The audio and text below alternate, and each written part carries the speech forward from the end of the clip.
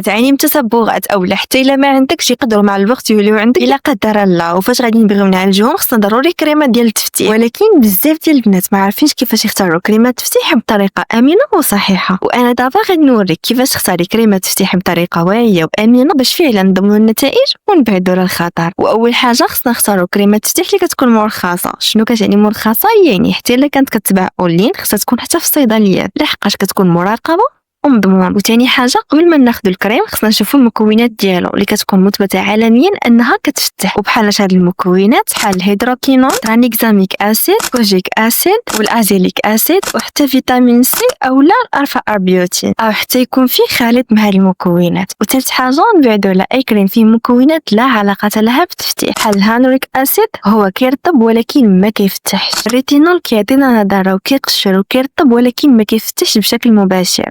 الخلاصه قبل ما تشري كريم تفتيح قراي المكونات ديالو تاكدي انه مرخص، وخلي الاختيار ديالك مبني على المواد العلميه اللي فعلا كتخدم على التصبغات.